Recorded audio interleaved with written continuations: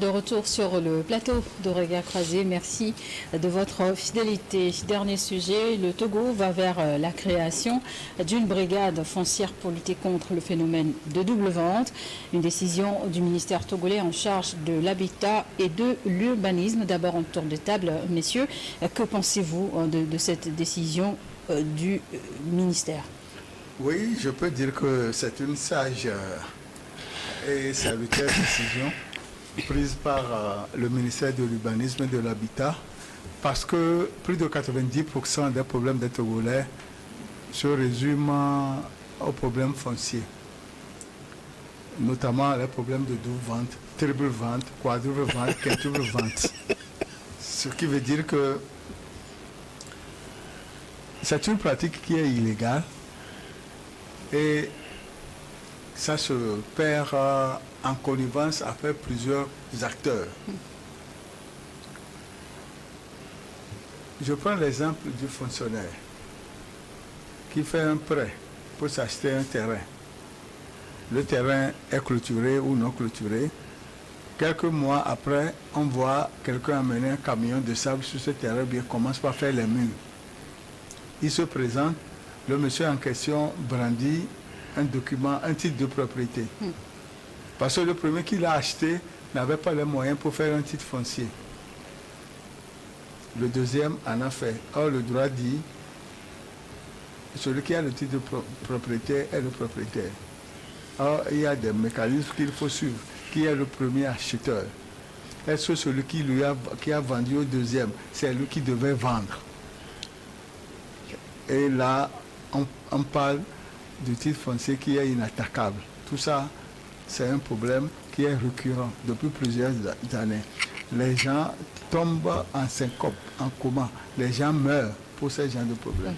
Si le nouveau ministre de l'Urbanisme et de l'Habitat prend à bras le corps ce problème et la création de cette brigade, si vraiment elle est mise en place, ce serait une bonne chose.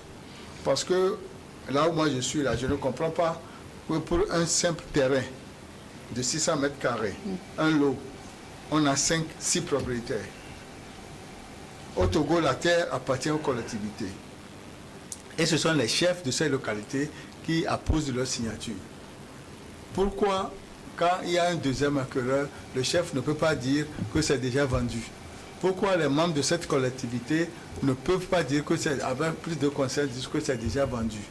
Et la raison qu'on évoque, c'est que l'autre qui est au Ghana, qui n'était pas là avant la vente, qui revient, qui dit que le terrain c'est à lui, bien c'est un mécanisme bien huilé pour soutirer de l'argent aux pauvres citoyens.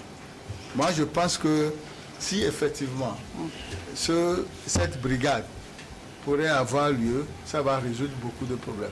Et lui, Kamako, qu'est-ce qui peut expliquer ces situations de double vente? Parfois, la population n'a-t-elle pas la maîtrise de cette notion, des mécanismes à suivre dans l'achat des terrains? Ce qui peut expliquer, tout simplement, c'est l'abandon de l'État sur ce plan-là. Parce que tout à l'heure, vous demandez au doyen quelle est son appréciation sur la décision en soi. Je trouve que c'est seulement ceux qui peuvent, et ceux qui sont tentés d'être cléments envers le gouvernement, qui peuvent dire que c'est une décision salutaire. Et je crois que le doyen est dans cette logique-là. Je ne peux pas lui en vouloir pour cela. Parce que je le dis, parce que ça ressemble à ce qu'on fait. Ça dit, on est en train de faire du supplat. Quand vous prenez en fait la brigade, en fait, ce qui est dit, l'objectif annoncé, ça se retrouve déjà dans ce qu'on peut appeler la loi foncière de 1906.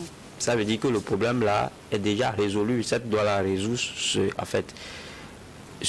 problème-là depuis. Oui.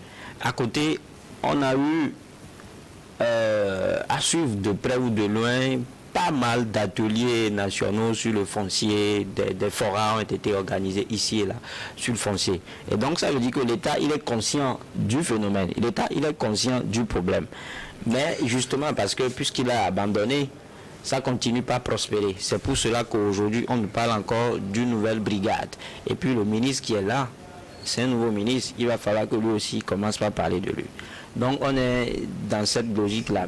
Sinon, de loin, moi je trouve rien de nouveau. Je trouve rien sous le soleil. Et quand vous questionnez ou bien quand vous poursuivez tout petit peu vos investigations, vous allez vous rendre compte que de tels problèmes ne peuvent pas être résolus si on ne prend pas des décisions fortes.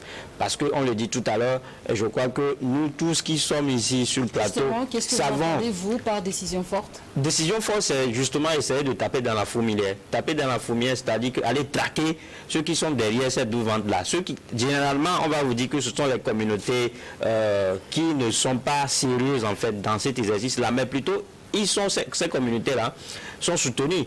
Vous allez comprendre ce qu'on appelle chez nous les collectivités. Généralement, il y a ce qu'on appelle le phénomène de gros bras. C'est-à-dire que vous achetez votre terrain, du jour au lendemain, vous arrivez sur le terrain, quelqu'un met en fait terrain litigieux, ou bien on met sur la brique, on met officier et on met le numéro d'un militaire, quelque chose comme ça, vous appelez de l'huissier. Voilà, ou bien de l'huissier. Vous êtes sur le terrain, c'est des gens qui amènent des gros bras qui viennent vous déloger sur votre propre terrain.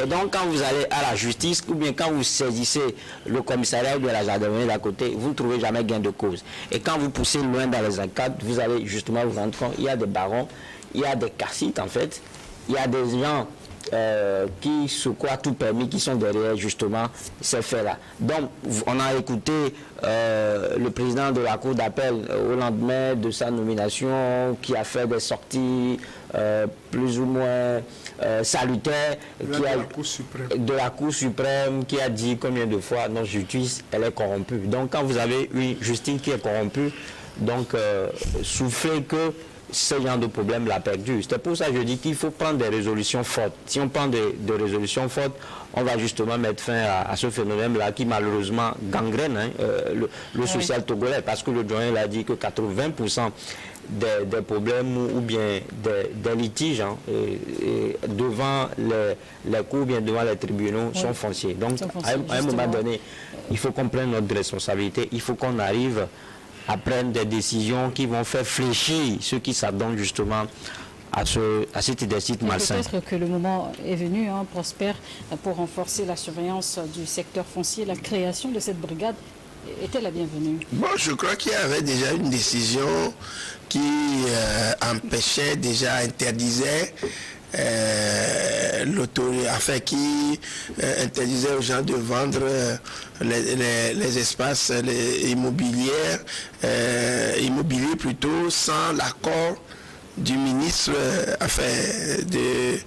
de l'urbanisme. Je crois qu'il y a entre-temps, il y avait quelque chose comme ça qui empêchait, qui demandait à ce que, avant de vendre un terrain, qu'on ait l'autorisation d'une autorité quelconque pour pouvoir le faire. C'est ce qui a amené, entre-temps, à ce qu'on demande aux gens d'amener leur les terrains, les papiers, voilà, leur plan, voilà, justement, pour pouvoir confirmer ces choses-là. Bon, moi, je crois que nous sommes toujours dans ce qu'on appelle dans l'expectative de voir si éventuellement on peut évoluer.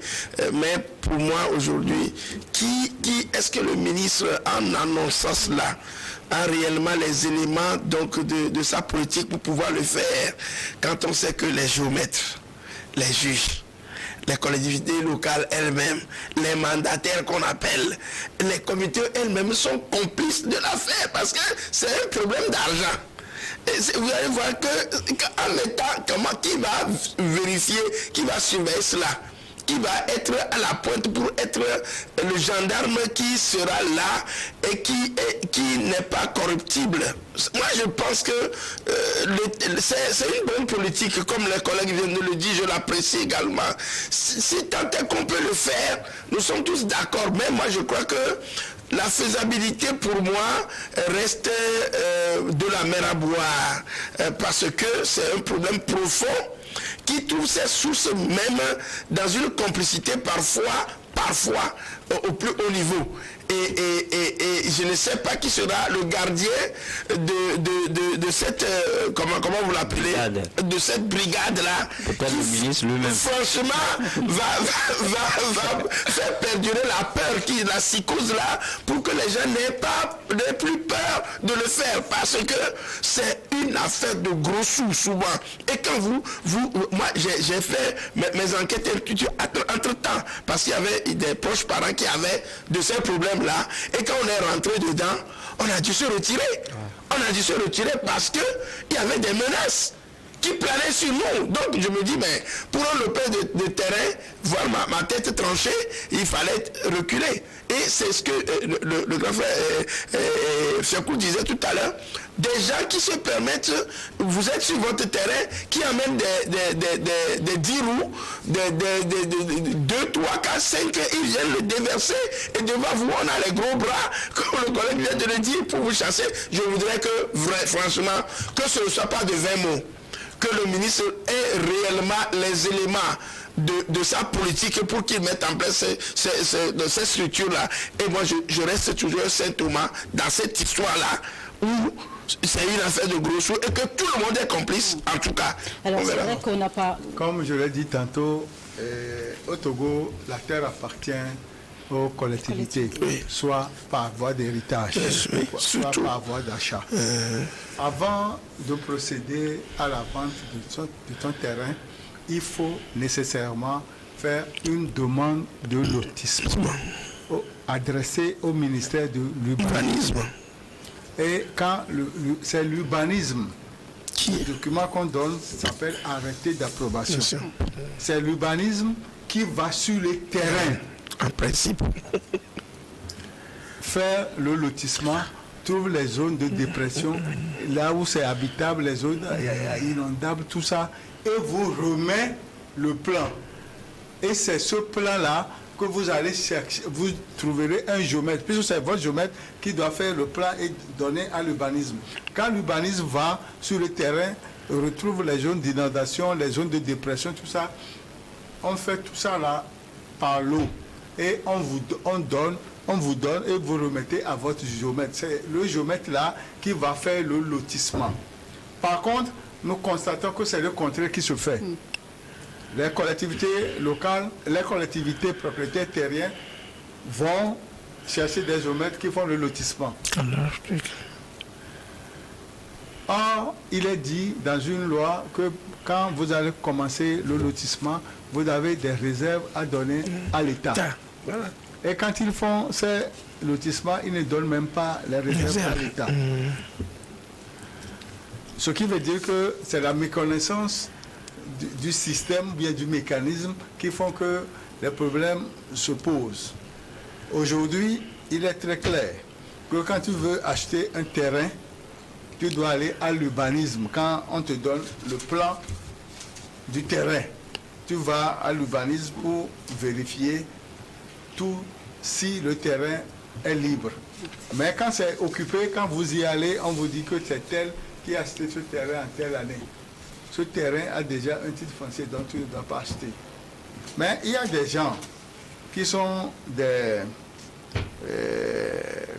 agents immobiliers qu'on appelle, comment ça s'appelle, des démarcheurs de terrain qui viennent vers vous, vous roulent dans de la farine et vous n'avez même pas l'esprit, bien le temps d'aller faire cette vérification.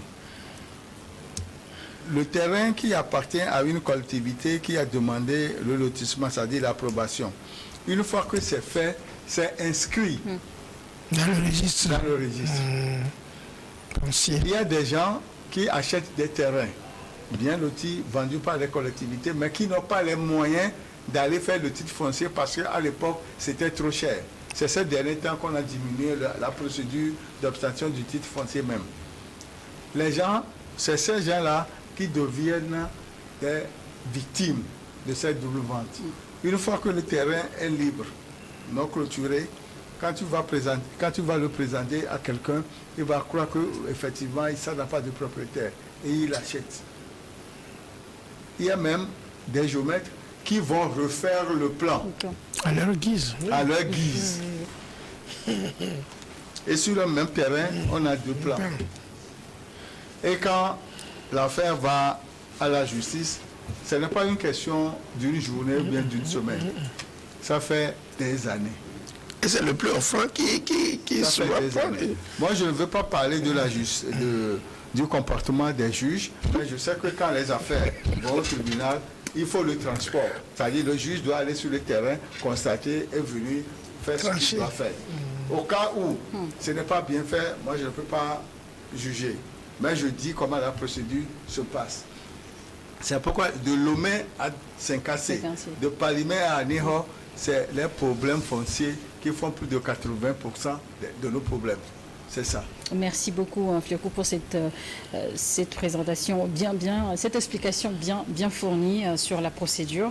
C'est vrai que de façon opérationnelle, on ne sait pas encore comment est-ce que cette brigade de foncière en création va fonctionner. Mais tout de même, est-ce que vous avez des attentes ? Non, moi je n'ai aucune attente parce que je leur ai déjà dit que nous avons déjà de bons tests sur le sujet. Il suffit juste de les mettre en application et on sera là avec toute l'explication que le doyen vient de donner. Si on s'y met, on n'a plus besoin d'une brigade. Tout cela ressemble à ce qu'on peut appeler rafistolage. On est là, on fait du surplace, comme je le disais tout à l'heure. Les tests sont là. Il faut que l'État arrive à hausser le ton. Il faut que l'État prenne ses responsabilités. C'est de ça qu'il est question aujourd'hui. Parce que on a cité combien de fois les géomètres sont dans la duplicité, dans ces titres et tout. Donc c'est justement à leur niveau qu'il faut mettre les garde-fous. Il y a aujourd'hui un ordre national des géomètres du Togo. Il faut commencer la bataille par là, il faut commencer le combat par là. Créer une brigade, je pense que ça ne fait que traîner les choses. Parce que le problème, il est là, il est réel, hein, il est peut-être quotidien. Ça fait partie des quotidiens des Togolais. Et aujourd'hui, ça crée ce qu'on appelle une insécurité foncière. Et ça augmente les frustrations, ça rend les gens aigris. Comprenez-vous, parce que on ne peut pas comprendre que pour des années de galère, vous travaillez, vous crevez votre demande pendant des années, vous allez chercher un quart de l'eau quelque part et que du jour au lendemain vous ne pouvez pas en profiter. Ça fait chier, quoi. Est-ce qu'il n'y a pas lieu aussi de sensibiliser la population, en tout cas les acquéreurs, sur le respect des voies légales pour acheter une parcelle? Non, mais je dis, sensibiliser, peut-être oui. Est-ce que tous ceux qui s'adonnent à cette pratique-là ne savent pas qu'ils sont dans le faux? On ne peut pas sensibiliser quelqu'un sur, par exemple, le vol. Quand tu sais que tu prends ce stylo-là qui ne t'appartient pas, ça c'est du vol. C'est vrai qu'on peut te le rappeler dès le bas âge que voler n'est pas bon. Je reste convaincu que les responsabilités, quelque part, sont partagées. Les responsabilités, je n'en disconviens pas. Il y a dans cette affaire, il y a les géomètres, il y a les acquéreurs, il y a les propriétaires, il y a les collectivités locales, il y a des gens. Regardez, même les mandataires. Il y a des barons, il y a des tout-puissants qui sont dans cette affaire-là. Donc c'est pour ça que je dis que même, si on fait ici, prenons le cas par exemple de la ligne, la frontière du Ghana. Vous êtes là, vous achetez un terrain par exemple à Kato. Vous êtes là un jour et c'est des gens qui débarquent du Ghana, qui viennent, qui dorment le jour, la nuit au Ghana, et qui viennent opérer de jour à Lomé. Comment est-ce que la brigade sera, où seront-ils en train de mettre en place ce service de sécurité qui va sillonner? Ma question de vos attentes, peut-être aussi. Oui, c'est ça.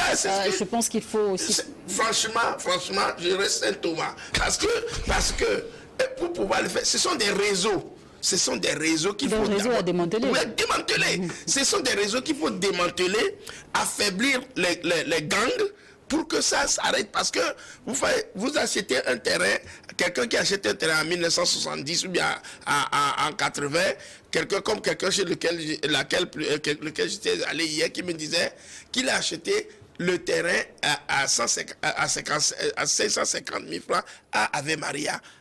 Dans ces années-là où il me disait, un jour, c'est les petits-fils qui débarquent et qui disent, voilà, on l'a vendu à vil prix, maintenant nous allons le vendre à sa juste valeur. Vous voyez à peu près comment est-ce que la brigade va travailler sur ça. C'est pourquoi vraiment, on attend de voir. On n'est pas, je dirais, pessimiste, mais on se dit, qu'est-ce qui va se passer pour que ça s'arrête? Fioko, c'est vrai aussi, il est de culture au Togo, tout le monde veut vivre dans sa propre maison plutôt que d'être dans un appartement. Oui. D'où l'importance d'avoir un pain de terre pour construire. La vigilance sur la question, afin de sécuriser, c'est bien. Oui, mais vous savez, le problème foncier au Togo dépasse les bords. Ce matin, quelqu'un est venu me voir qu'il a acheté un terrain au niveau de Zanguera en 1995. Et quelqu'un l'a appelé que on est venu couper un terrain de 10 lots. On est venu couper un demi-lot. Et il est allé. Le monsieur faisait quoi là, qui voulait mettre une école pour les enfants. C'est pourquoi on lui a dit que c'est une réserve. Or, le géomètre est parti faire un plan et a mis la partie là comme réserve. Or, le monsieur a un titre foncier. Et je lui ai dit la conduite à tenir. C'est dans une localité, c'est dans une collectivité territoriale qui a comme responsable Madame le maire. Allez voir Madame le maire avec vos documents et vous saurez ce qu'il faut faire. Moi-même, en 1995, au niveau de Yokwe, j'ai amené le camion de sable. Quelqu'un a appelé celui qui a acheté le terrain avant moi. Et c'était M. Amélan, le fils de M. Amélan Mélanvi, qui est professeur ancien de l'ANC. Il est venu, il m'a montré son reçu. Et son reçu est antérieur au mien de 10 ans. Et j'ai compris. J'ai appelé celui qui m'a vendu le terrain, il est venu. On a fait une concertation à 3. Il m'a dit, c'était un samedi, il m'a dit le lundi, il va me remettre mes sous. Effectivement, le lundi, il m'a remis mes sous. Et je lui ai dit qu'il ne recommence plus ça. Tu sais que tu l'as déjà vendu. Vous avez, voilà. La chance. La chance. Il a dit la chance. Il y a des cas, par exemple, ce n'est pas dans le secret des dieux, au niveau de l'expropriation faite à Déticopé, à Bomé d'Alavé, des gens qui ont acheté le terrain, ils l'ont oublié là-bas. Des gens ont loti ce terrain, sont venus déposer des dossiers, certains sont déjà indemnisés, et eux, ils sont venus, ils ont constaté qu'il n'y a plus le terrain. Et c'est là-bas qu'ils ont découvert ça. Ce qui veut dire que le Togolais est avide de tout et de rien. Mais en ce qui concerne les terrains, les parcelles, ils sont les premiers à faire n'importe quoi pour en disposer, n'importe quoi pour vendre, même si ce n'est pas à eux. Même si ce n'est pas à eux. Lui, Kamako, une autre réaction. Ça, c'est du banditisme pur. Non, mais ça prouve combien de fois le phénomène à la peau dure. C'est-à-dire que c'est seulement au Togo où vous verrez que même des titres fonciers sont attaquables. Hein. C'est-à-dire que vous pouvez avoir un titre foncier, mais vous n'êtes pas à l'abri. Donc, dans les autres pays, la terre appartient à l'État. À l'État. C'est l'État qui donne. C'est aussi ça la difficulté. C'est-à-dire que l'État n'est pas propriétaire des terres. Donc, du coup, il ne peut pas imposer tout de suite son hégémonie. Il ne peut pas non plus fixer le prix de vente des terrains. Il ne peut pas vouloir tout regarder. Il ne faut pas contrôler comme cela se doit la vente et l'achat de ces terrains-là. Mais puisqu'il y a une loi qui régit ce domaine-là, je pense qu'on doit essayer de mettre cette loi-là en application. Parce que, comme je le dis, c'est un problème crucial, c'est un problème de société. Et si on ne le résout pas, ça va continuer par créer de frustration. Bon, le problème même, ce qui va servir pour que ces agissements cessent, c'est le problème de mandataire. On dit, le premier mandataire a vendu à l'insu des autres membres de la famille. On le destitue. Maintenant, ils vont chez un notaire. On nomme 2 ou 3 mandataires. Le même phénomène continue. Maintenant, il faut régler le problème de mandataire. Oui. Et à l'époque, les mandataires sont des personnes âgées. Mais aujourd'hui, les mandataires sont des jeunes de 20 à 30 et quelques années. Ils ont quelle expérience et quelle maîtrise pour occuper cette fonction. Pourquoi? Dans la famille, il n'y a pas d'aînés qui puissent occuper ce poste. Monsieur Sonfier, moi je pense que, comme au Burkina, l'État, le chef de terre, c'est le chef de terre qui donne les terrains. Les terrains. Et l'État contrôle tout. Je crois que si on rentre dans cette posture, peut-être que si c'est l'État qui doit vendre le terrain, et non pas les collectivités, je pense que peut-être là, mais dans cette configuration-là, mettre en place une brigade, je crois que les choses ont la peau dure, et il faut que le ministre le tente voir. Nous voulons bien l'accompagner pour que ce problème-là, parce que nos familles sont victimes de ces choses-là. Maintenant, est-ce qu'on dispose vraiment, on se rappelle donc de certaines dispositions que l'État avait prises pour pouvoir arrêter la corruption et autres là. Est-ce que on a les moyens de cette politique? De cette politique-là, c'est ça pour le problème. C'est ça. On va rester très optimiste sur le sujet. Nous tendons vers la fin de cette émission. Regard croisé du jour, nous avions évoqué le Niger, la RDC, le Sénégal et le Togo. En tour de table, vous exprimez sur un sujet de votre choix, d'actualité ou sinon sur les sujets déjà évoqués. Louis Kamako, je commence avec vous. Sujet d'actualité, je n'en ai pas. Nous sommes au lundi, mais je profite juste pour souhaiter mes sincères condoléances à ces 2 jeunes élèves-là qui ont perdu leur vie au cours du drame qui est survenu dans la commune de Blita dans la commune de Blita 3 la dernière fois. Courage à leurs parents. C'est dur à supporter, mais je pense que je suis chrétien et j'ai toujours foi que tout ce que nous arrive est une volonté de Dieu. Dieu a donné et Dieu a repris. Courage à eux. Merci beaucoup. Oui, moi je vais profiter de l'occasion pour lancer un appel aux motocyclistes privés comme aux émigrants. Hier, au niveau de l'église catholique d'Agoué, près de la pharmacie d'Agoué-Nivé, j'ai mis le clientin déjà à 5 mètres pour tourner revenu vers l'idée Pras. Et au niveau de ma portière, bam! Le clientin était allumé. Il m'a dit, grand frère, je n'ai pas vu le clientin. Et il a cabossé mon véhicule. Vigilance. J'ai dit, il attend, je vais appeler la police au niveau de l'aide presse pour le conseil parce qu'il va me réparer la portière. Vous savez ce qu'il m'a dit? Mon frère, je ne peux pas. Je ne peux pas, je n'ai rien pour le faire. Il a remarqué quelqu'un, le monsieur aussi est tombé par terre. C'était un choc. Hein? Et les gens m'ont dit, bon, comme c'est comme ça, il faut toujours la prudence. Comme je ne suis pas blessé, que c'est la carrosserie seulement, il faut que je le laisse. Et je l'ai laissé, je suis parti. Tout simplement, je voudrais dire qu'il faut qu'on fasse preuve de prudence quand on est sur une moto, quand on est dans un véhicule. Il faut voir celui qui est devant. Est-ce que son clientin est allumé? Tout ça, s'il avait fait cette attention hier, il n'aurait pas dû me cogner.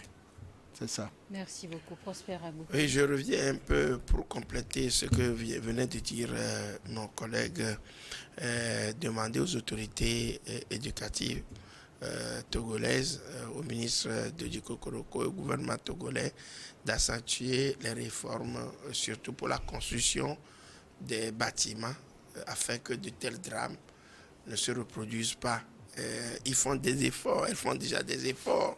Ce n'est pas facile, mais je crois quand même qu'ils doivent encore intensifier ces efforts-là pour que nous en arrivions vraiment à contourner ces lots de problèmes qui gangrènent l'éducation togolaise. Merci beaucoup. Merci à tous d'avoir une fois encore accepté notre invitation d'un regard croisé sur Niwod Info 1. Nous étions donc avec vous, Louis Kamako, journaliste et analyste politique, et Prosper Agbokou, journaliste et analyste politique également, ainsi que notre doyen, Adam Blenou Fiokou, journaliste et directeur de publication du journal L'Enquêteur. Merci à tous, chers téléspectateurs, de nous avoir suivis. Nous sommes au mois d'octobre, octobre rose marquant le mois de la lutte contre le cancer du sang chez les femmes. C'est le mois aussi de se faire dépister, un mois d'accentuer sur la sensibilisation autour de cette maladie. Mon message s'adresse à toutes les femmes, faites-vous dépister afin d'avoir en l'esprit serein et ensemble prévenir cette maladie. Merci à tous, bonne suite de programme sur Niwod Info 1 et à demain.